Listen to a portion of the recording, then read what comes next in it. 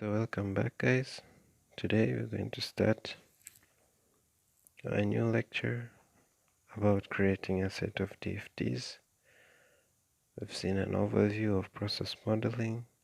We've seen the various symbols used in creating data flow diagrams. So today we're going to learn how to construct DFDs.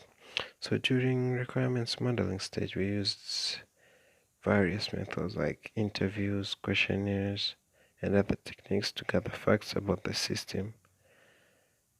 And we'll learn how various people, departments, data, and process fit together to support the overall business operation. Now we're going to create a graphical model of an information system based on fact-finding results. So to learn how to construct DFDs, we'll use examples of two information systems. The first example is a grading system that instructors use to assign final grades based on the scores that students receive during the term, and the second one is an order system. So first we'll review the set of guidelines for drawing DFDs.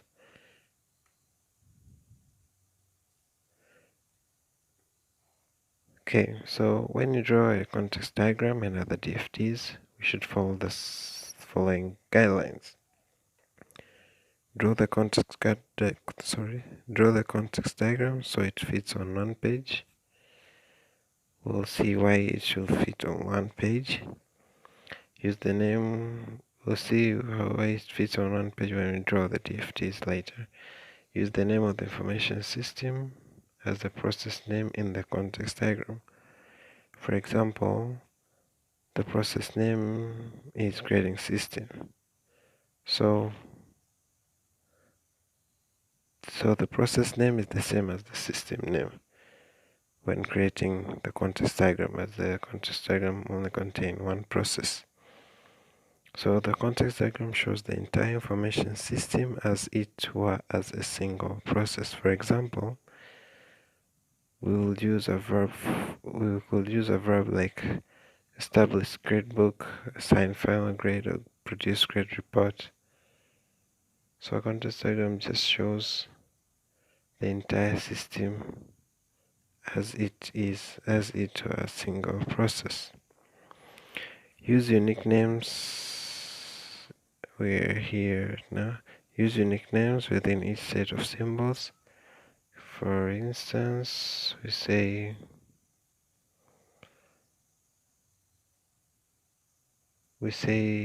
use unique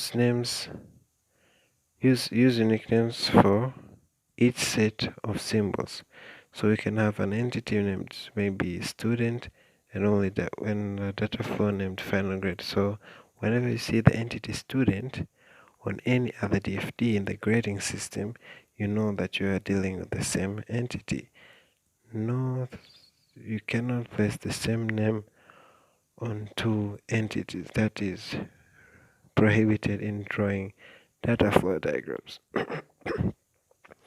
So whenever the final grade data flow appears, you know that you're dealing with the same data flow. Okay, so the naming convention also applies to data stores. Do not cross lines. This one way to achieve the goal is to restrict the number of symbols in any DFD.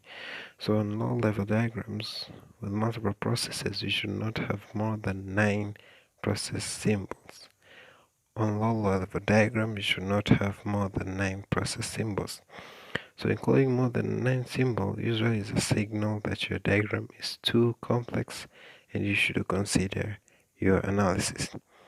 Another way to avoid crossing lines is to duplicate an entity or a data store.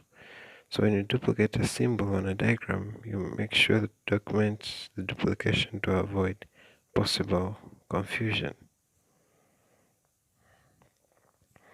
Provide a unique name and reference number for each process. So because the highest level of DFD, the context diagram, contains process 0, which represents the entire system but does not show the internal workings. So to describe the next level of detail inside process 0, you must create a DFG named diagram 0, which will reveal additional processes that must be named and numbered. So as we continue to create low-level DFGs, you can assign unique names and reference numbers to all processes until you complete the logical model.